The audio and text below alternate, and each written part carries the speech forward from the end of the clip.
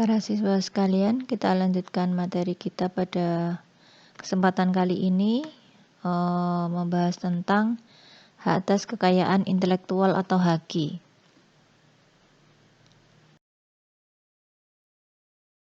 Pada pertemuan yang lalu, Ibu sudah menyampaikan materi ini dalam bentuk PDF. Nah, hari ini kita akan lebih memperdalam lagi satu persatu dari materi yang sudah saya sampaikan. Untuk memperjelas materi PDF yang saya sampaikan, berikut akan saya sampaikan beberapa penjelasan agar kita lebih paham satu persatu dari HAKI ini. Yang pertama, kita pelajari dulu tentang pengertian. Kalian bisa membaca di dalam materi saya minggu kemarin bahwa hak atas kekayaan intelektual itu adalah hak eksklusif karena adanya penemuan atau kreativitas seseorang yang perlu dilindungi. Biasanya di sini penemuan atau kreativitas seseorang itu memang nanti akan mendatangkan keuntungan, ya, sehingga dari adanya HAKI ini mampu melindungi pencipta dari pencurian ide atau juga diperbanyak oleh orang lain. Nah, untuk menghindari itu, maka pemerintah kita ini memberikan perlindungan atas kekayaan intelektual masyarakat Indonesia. Beberapa alasan mengapa karya intelektual itu harus dilindungi.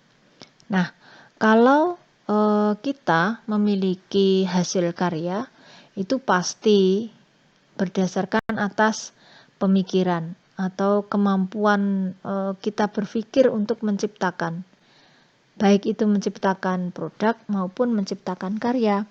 Nah, untuk menciptakan produk atau menciptakan karya, pasti diperlukan biaya yang jelas tidak sedikit. Nah, untuk melindungi kerja keras kita, maka kita bisa mengajukan hak atas perlindungan dari kekayaan intelektual kita. Kemudian selain biaya, kita juga perlu waktu, ya, perlu waktu untuk menciptakan produk atau mungkin membuat musik atau mungkin membuat karya yang lainnya gitu ya, menciptakan buku atau mesin gitu. Pasti butuh waktu.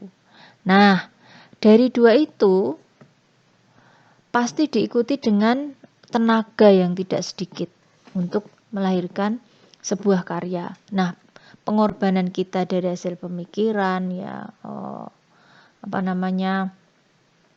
kerja keras kita dalam menghasilkan suatu barang atau menghasilkan suatu karya atau musik atau yang lain gitu. Biaya, waktu dan tenaga itulah yang mendorong perlunya karya intelektual itu dilindungi.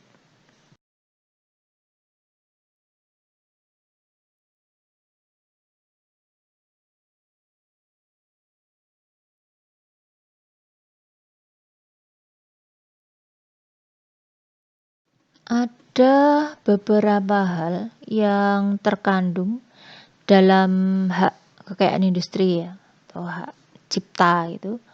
Ada hak ekonomi, di mana para penemu itu sebenarnya memiliki hak untuk memperoleh keuntungan secara ekonomi. Jadi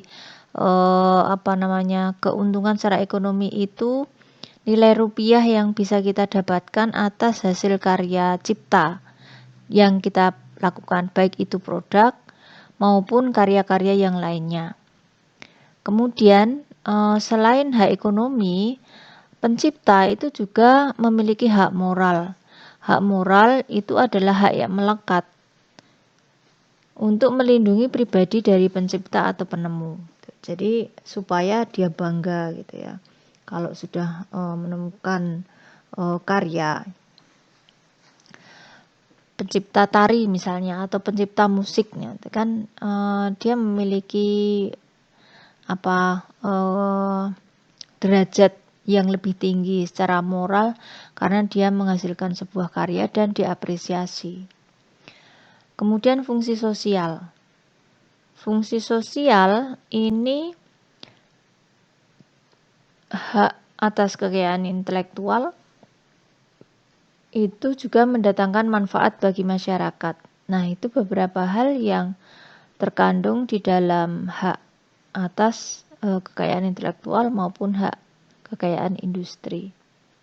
Ada dua bagian besar dalam materi hak atas kekayaan intelektual, yaitu hak cipta dan hak atas kekayaan industri. Nah, kali ini kita baru akan belajar tentang hak cipta dan sedikit dari hak atas kekayaan industri.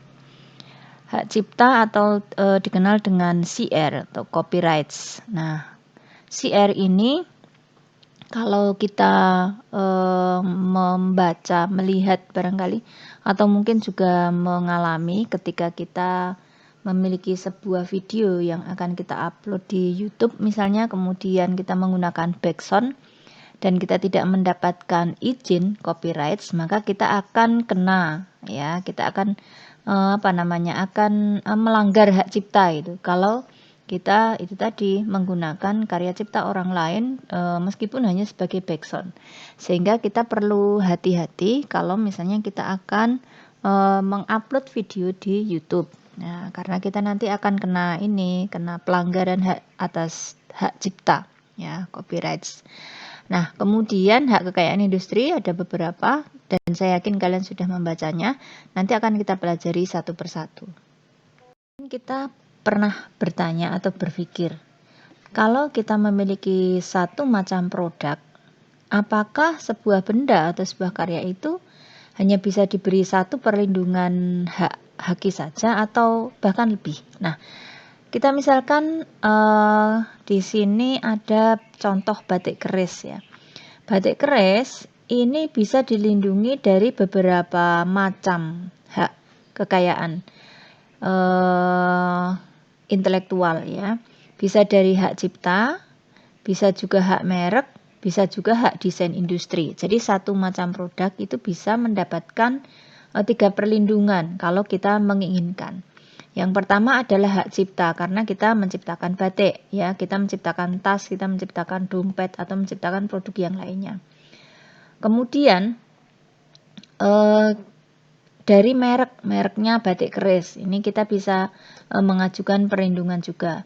Kemudian hak desain industri. Hak desain industri itu bisa dari coraknya, bisa dari motif, bisa dari bentuk atau lekuk atau barangkali label branded yang ada di dalam sebuah produk. Nah, itu jadi tidak mesti satu produk itu hanya mendapatkan satu haki, tapi bisa bermacam-macam tergantung apa saja yang ingin kita lindungi dari sebuah produk itu supaya tidak diduplikat, supaya tidak digunakan oleh orang lain.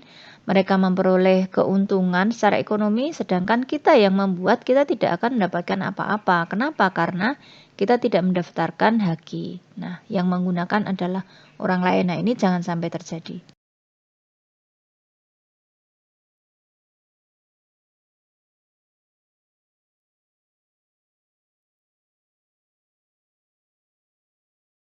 Misalkan sebuah hak cipta atau copyrights. Hak cipta itu adalah hak eksklusif dari seorang pencipta yang timbul secara otomatis berdasarkan prinsip deklaratif, jadi pengumuman itu. Setelah suatu ciptaan diwujudkan dalam bentuk nyata tanpa mengurangi pembatasan sesuai dengan ketentuan peraturan perundang-undangan. Hak cipta, contoh, kalau kita membuat buku, menyusun buku, kemudian di situ ada pengarangnya, nama kita. Kemudian kita mempublish atau kita menjual buku itu. Nah, jika kita sudah mengumumkan bahwa oh ini buku karangan saya gitu. Nah, berarti secara otomatis kita akan mendapatkan hak cipta. Contoh yang kedua, sebuah lagu. Nah, sebuah lagu itu ketika dinyanyikan oleh orang lain, kemudian di sana sudah dituliskan ciptaannya siapa, nah dia sudah mendapatkan hak cipta. Ya, itu jadi meskipun hanya sekedar diumumkan, tapi dia mendapatkan hak cipta. Contoh lagi kalau kita menghasilkan sebuah karya, puisi barangkali, lukisan gitu. Kemudian sebuah drama atau karya atau film tilik itu, ya kan? Yang Butejo yang lagi benar. Nah, itu punya hak cipta. Siapa yang membuat skenario, siapa yang membuat cerita itu. Itu yang menjadi menjadi pengumuman atau deklaratif. Nah, jadi ketika sudah diumumkan maka seseorang itu otomatis akan mendapatkan hak cipta. Isi dari hak cipta itu adalah kewenangan bagi pencipta atau penerima hak untuk mengumumkan atau memperbanyak ciptaannya. Jadi boleh ya, kita memproduksi buku kembali. Nah, kalau sudah laku kemudian kita produksi lagi itu boleh. Jadi kita tidak perlu minta izin kepada siapapun karena itu milik kita. Kita akan membuat lagu karya kita sendiri atau menyanyikan lagu karya kita sendiri itu boleh. Tapi kalau kita mengcover lagu, nah kalau mengcover lagu kemudian kita kita publish ke YouTube untuk mendapatkan komersial, maka kita harus memperoleh izin dari penciptanya. Ini, itu adalah etika kita terhadap penghargaan hak cipta seseorang.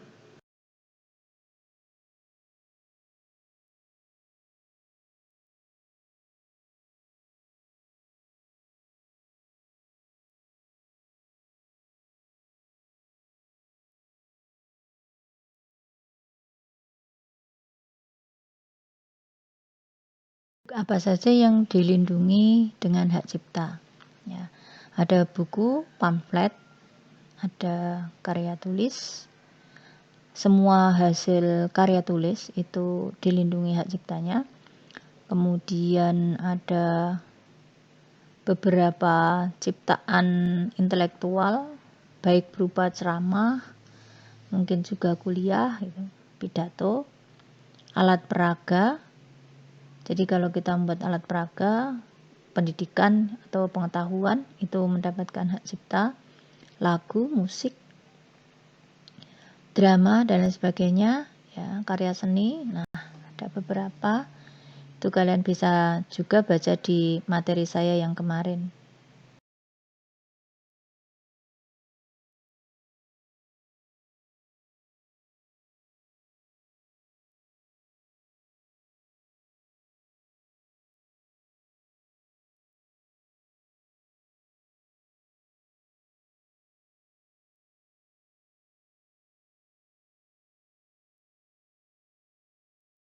Dan dari slide sebelumnya, objek dari hak cipta, ada karya seni batik, karya fotografi, ada potret. Jadi kalau kita punya hasil foto yang bagus itu sebenarnya kita bisa memiliki hak cipta.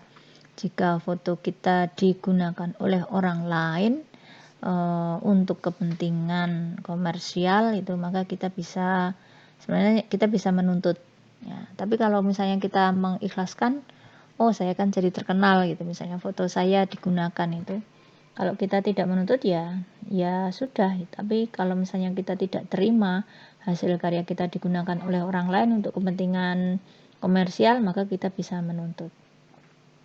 Nah, kalian bisa baca selanjutnya objek dari hak cipta itu apa saja yang bisa mendapatkan hak cipta.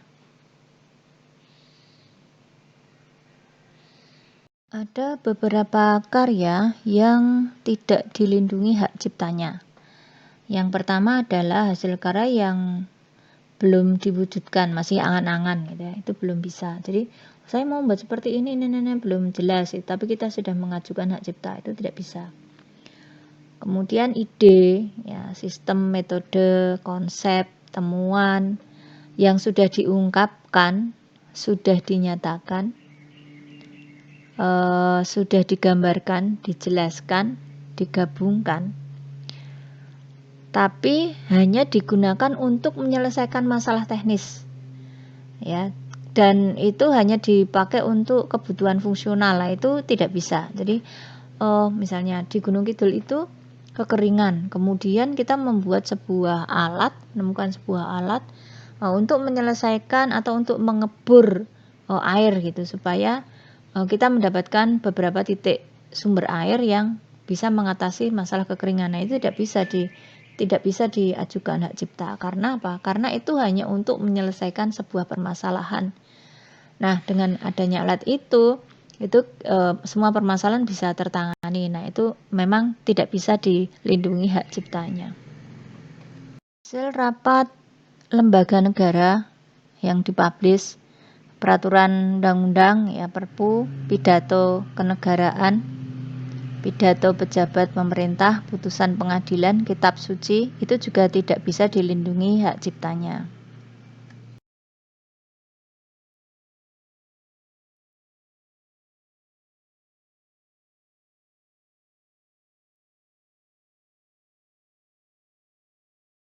Ada beberapa ciptaan yang kita ketahui sampai sekarang masih digunakan, tetapi kita tidak tahu siapa penciptanya. Lalu siapa yang memegang hak cipta? Nah, kita misalkan ada beberapa benda peninggalan prasejarah, peninggalan sejarah, benda budaya, penemuan situs, ya, cerita rakyat, dongeng, legenda, tarian tradisional, atau karya seni lainnya yang tidak diketahui penciptanya, jadi itu warisan leluhur nenek moyang gitu, maka yang memegang hak cipta adalah negara, ya. Jadi negara yang memegang hak cipta untuk karya-karya yang tidak diketahui penciptanya, tetapi masih sampai sekarang ini masih kita gunakan, masih kita ketahui, atau masih bisa kita manfaatkan. Itu yang memegang hak cipta adalah negara. Berikut beberapa cara untuk memperoleh HQ. Yang pertama dengan pendaftaran. Jadi kita memang mengajukan ke Dirjen HKI. Kemudian bisa juga dengan pengumuman seperti tadi, kita menciptakan buku, kemudian bukunya kita launching. Nah, itu sudah otomatis ya mendapatkan hak cipta. Kemudian hak cipta juga bisa diperoleh dengan pengalihan hak. Ada perpindahan seluruh aspek hak dari orang lain kepada pihak lain, tentunya ini dengan berita acara gitu ya, itu juga bisa. Jadi pengalihan hak cipta itu bisa kita pindahkan dari satu orang kepada yang lainnya.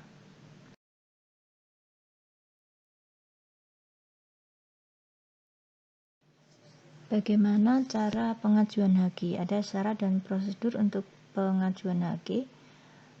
Kalian juga bisa membaca di PDF yang sudah saya share minggu kemarin. Syarat untuk mendapatkan pengajuan HQ yaitu kita mengisi formulir pendaftaran, bisa online sekarang, fotokopi KTP pemohon, surat kuasa khusus jika dikuasakan, surat pernyataan bermeterai. Ini surat pernyataan kalau memang produk tersebut yang buat adalah diri kita sendiri. Kemudian 24 lembar etiket merek. Etiket merek itu adalah contoh merek yang kita ajukan, dicetak dalam 24 lembar dengan bentuk dan desain yang sama persis. Nah, etiket merek ini harus sesuai dengan merek yang kita ajukan nanti, yang akan kita gunakan nanti. Jadi tidak hanya dicetak dalam hitam dan putih, tetapi benar-benar sesuai dengan etiket merek yang akan kita gunakan. Kalau misalnya kita membuat desain batik, maka nanti batiknya seperti apa itu wujudnya sama persis ya, desain motifnya itu sama persis. Misalnya kita akan membuat desain batik STM itu ya, kita mengajukan dari desain kita ini. Nah, etiket mereknya harus sama persis dengan apa yang nanti akan kita buat, baik itu mungkin versi yang full color maupun versi yang monokrom, itu dibuat dalam jumlah 24 lembar. Berikut ini adalah prosedur pengajuan pendaftaran hak cipta. Nah, tadi syarat-syarat yang sudah kita kumpulkan, ini kemudian kita membayar biaya permohonan bisa menggunakan online ya sekarang. Bisa online lewat DJHI ya, Direktur Jenderal Hak Kekayaan. Kemudian nanti akan dilakukan beberapa pemeriksaan. Ya, apabila semua berkas yang kita ajukan lengkap, maka bisa langsung didaftarkan. Kemudian apabila dalam pemeriksaan administrasi ini tidak lengkap, maka kita bisa melengkapinya kembali. Ya. Nah, dari melengkapi kembali itu masih ada perlakuan benar-benar lengkap atau tidak. Kalau misalnya tidak lengkap ya ditolak, kita tidak bisa mengajukan haki, tapi kalau misalnya lengkap maka akan diproses kembali. Kalian juga bisa membaca dari beberapa sumber tentang prosedur permohonan pendaftaran hak cipta.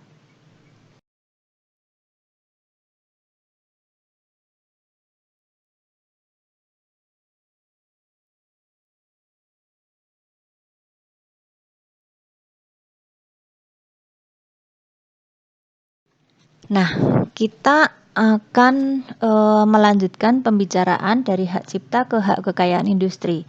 Kita akan membandingkan sebenarnya apa perbedaan antara hak cipta dan hak kekayaan industri. Dari asalnya, hak cipta itu menganut asas deklaratif tadi ya. Kalau sudah diumumkan, sudah dipublish, maka otomatis hak cipta itu bisa menjadi pemilik seseorang yang secara eksplisit memang tertulis di situ. Tapi kalau hak kekayaan industri, ini sifatnya konstitutif. Nah, konstitutif itu memang harus didaftarkan. Siapa yang mendaftarkan pertama kali? First to file. Nah, itu yang mendapatkan hak kekayaan industri. Jadi memang kalau kita memiliki kekayaan industri harus didaftarkan. Kalau tidak didaftarkan maka dianggap ya itu milik umum.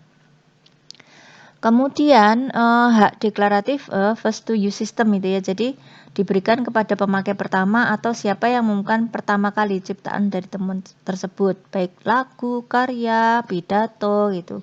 Boleh ya.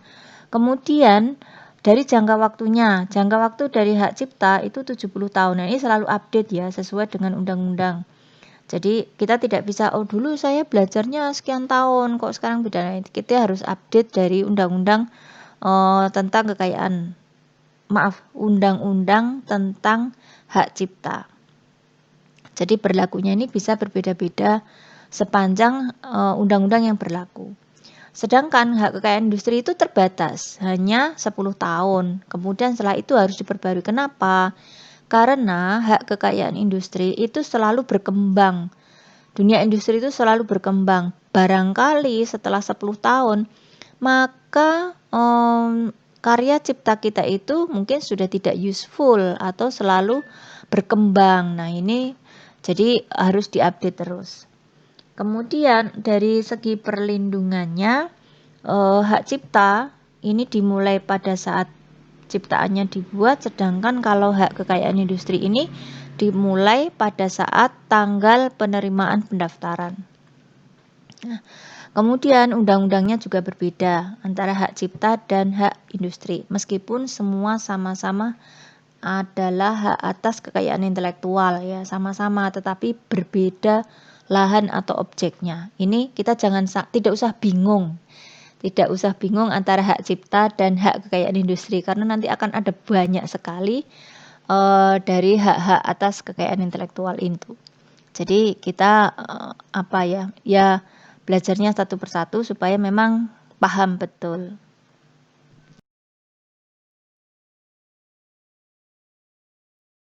Kita mulai hak atas kekayaan industri. Yang pertama adalah hak paten.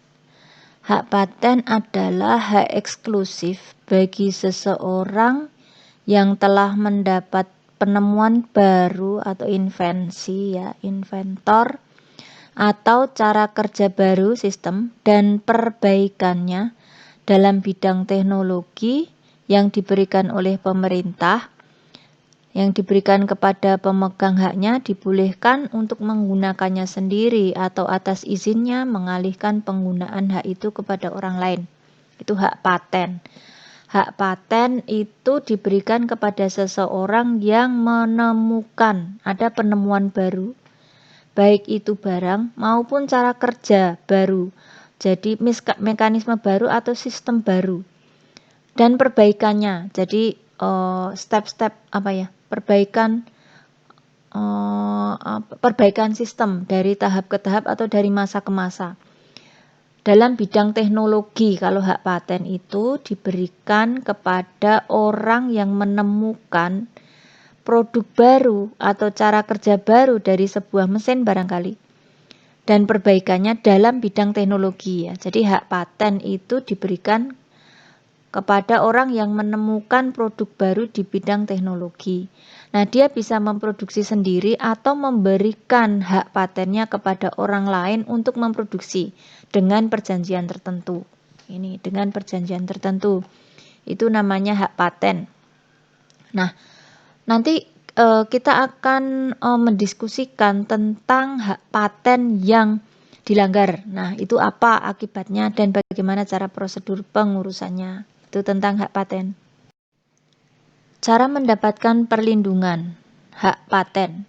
Yang pertama, kita harus mengajukan permintaan hak paten ke Ditjen Haki. Nah, sekarang juga bisa online ini. Tapi juga bisa dilayani secara luring ya. Prosedurnya bagaimana kita mengajukan, melengkapi persyaratan seperti tadi, dan biasanya kalau persyaratan ini sudah dipublish oleh Ditjen Haki, kita bisa download. Kemudian persyaratan itu juga diumumkan oleh Ditjen Haki kepada khalayak. Supaya apa? Supaya kalau ada orang lain yang pernah mengajukan hak paten itu bisa mengklaim apabila itu memang ini saya sudah pernah membuat. Nah, itu orang lain bisa menggagalkan. Nah, alasannya kenapa harus dipublish? Ini yang ketiga. Jika tidak ada keberatan dari pihak lain, maka akan dilanjutkan dengan permohonan pemeriksaan. Dan pemohon harus mengajukan permohonan pemeriksaan. Jadi selama 3 bulan kalau tidak ada yang komplain baru kemudian diperiksa. Setelah mendapatkan permohonan pemeriksaan, selanjutnya akan diadakan pemeriksaan substantif. Nah, ini contoh ya, contoh terhadap produknya. Kemudian akan diambil keputusan. Ini ada prosedurnya. Kalian bisa mencari cat di internet itu prosedur dari cara mendapatkan hak paten. Mungkin kalau dengan menggunakan cat kalian akan lebih mudah memahami. Jika keputusan tersebut disetujui, maka akan dikeluarkan sertifikat paten. Nah, jadi orang atau pihak lain yang mengkomplain ini hanya bisa dilakukan pada saat masa pengumuman selama 3 bulan kepada khalayak.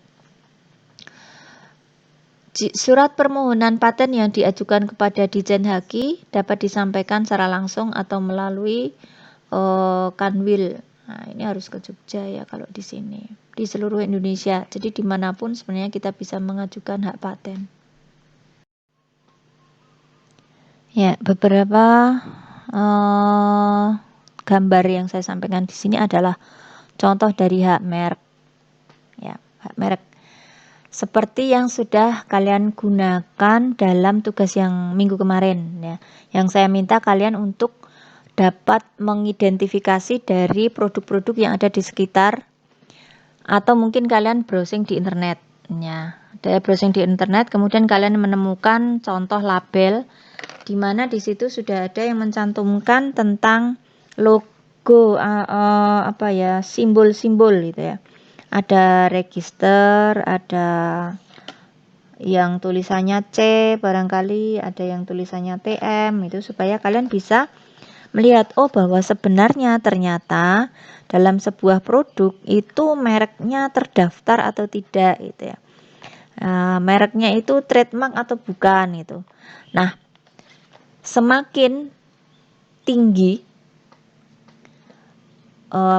merek sebuah produk itu, maka akan membawa nilai jual dari produk itu semakin mahal. Kenapa? Ya karena mereknya sudah jelas. Kalau kita membeli produk yang mereknya sudah jelas, itu standarnya jelas, jelas bisa kita pertanggungjawabkan. Contoh ya, kemarin saya melihat kalian ada yang mengerjakan tugas itu dengan mengambil contoh produk dari Aqua, label air minum dalam kemasan Aqua. Nah, Aqua itu dari tulisannya di sana sudah ada huruf R-nya. Oh, berarti merek ini terdaftar. Kan beda lagi kalau misalnya kita menggunakan minum air galon yang kita belinya di refillan itu, ya kan? Nah, siapa yang bisa menjamin kualitas dari air yang kita minum dari air refill?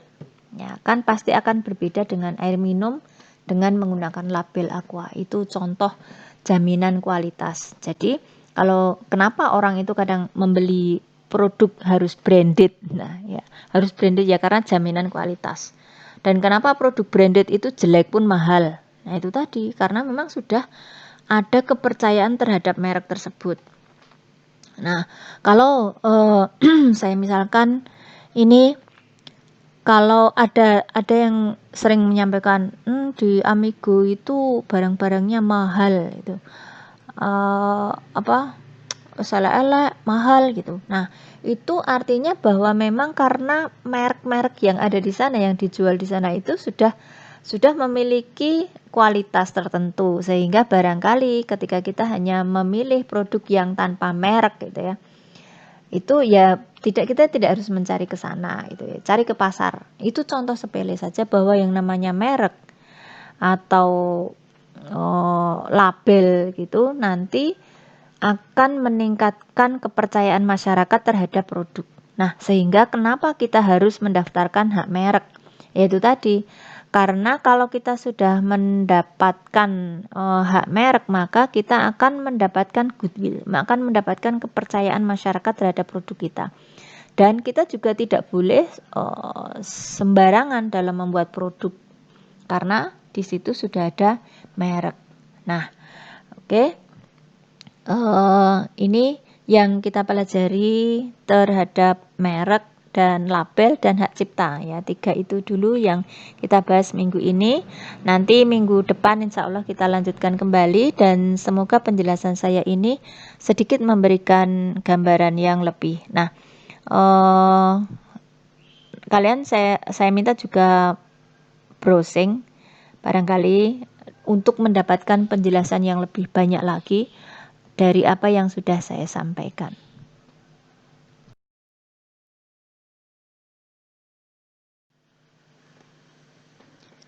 Selanjutnya, hak yang kedua dari hak kekayaan industri adalah hak merek. Hak merek. Hak merek itu adalah hak eksklusif yang diberikan oleh negara kepada pemilik merek terdaftar dalam daftar umum merek untuk jangka waktu tertentu dengan menggunakan sendiri merek tersebut atau memberikan izin kepada pihak lain untuk menggunakannya. Yang tulisannya itu memang ada yang menuliskan hak merek, ada yang hak merek ya, bahasa Inggris dan bahasa Indonesia. Tapi sebenarnya tidak ada perdebatan gitu. Kita akan menggunakan yang mana, yang bahasa Indonesia atau bahasa Inggris, hak merek.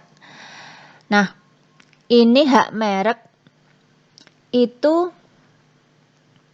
diberikan kepada seseorang yang mengajukan ya, ini tidak bisa deklaratif ya, tapi memang harus kita ajukan supaya kita mendapatkan hak merek. Nanti akan kita perjelas lagi di bagian-bagian selanjutnya.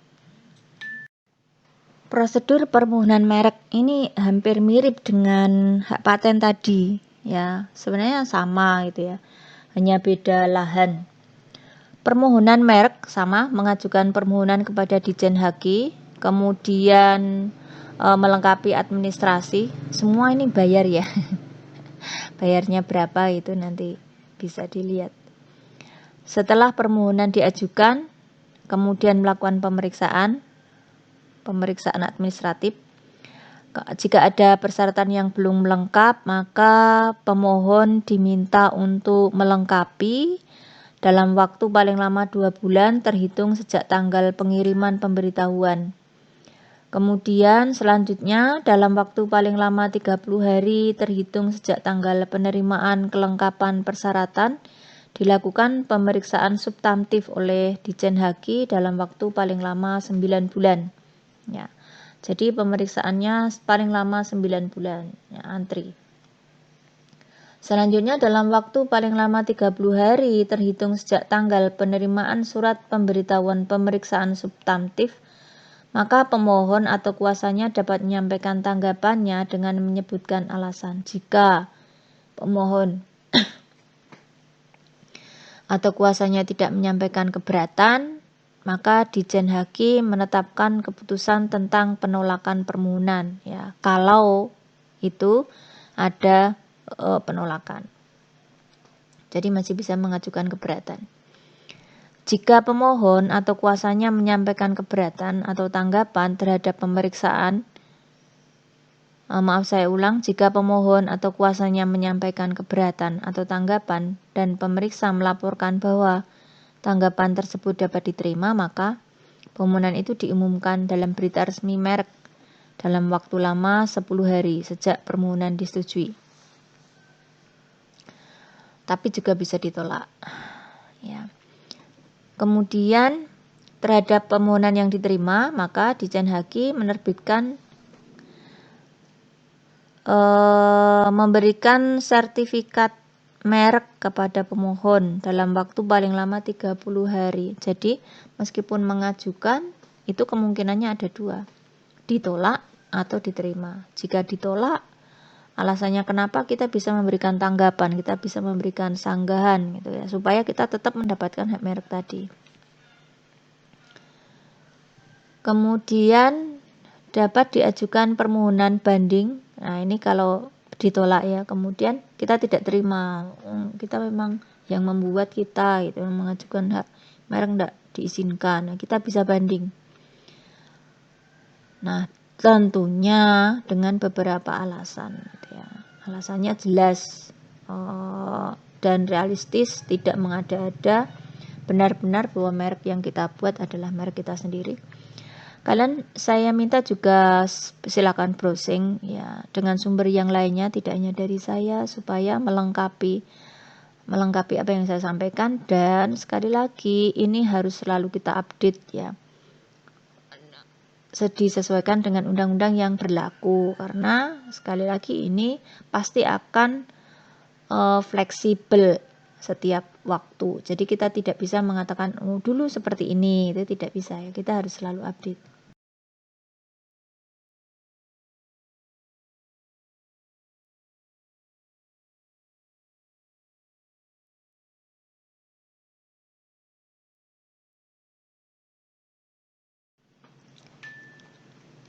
Syarat sebuah karya intelektual yang dapat dipatenkan. Yang pertama, sifatnya baru, belum pernah dipublikasikan. Jadi memang belum pernah ada yang membuat, belum pernah dipublikasikan. Bersifat inventif, yaitu adanya inventif itu menemukan dan menciptakan, merancang yang memang belum pernah ada. Jadi memang harus penemuan baru. Bersifat aplikatif, hasil penelitian yang ditemukan dapat dilakukan secara berulang-ulang, jadi tidak hanya sekali pakai. Bermanfaat, useful, fungsional gitu ya, dapat digunakan dengan kondisi yang berbeda, tempat yang berbeda-beda. Tapi kalau hanya digunakan, misalnya ini hanya bisa kita pakai di Gunung Kidul, nah itu kita juga perlu menanyakan gitu. Tapi ini penemuan-penemuan seperti ini memang harus bisa kita gunakan di daerah manapun juga ya. Itu syarat karya intelektual yang dapat diajukan untuk mendapatkan hak paten. Berikut ini adalah contoh dari hak paten dari masa ke masa, dari perbaikan dari yang masih jadul sampai dengan yang sekarang sudah kita gunakan. Ini adalah contoh hak paten di bidang teknologi.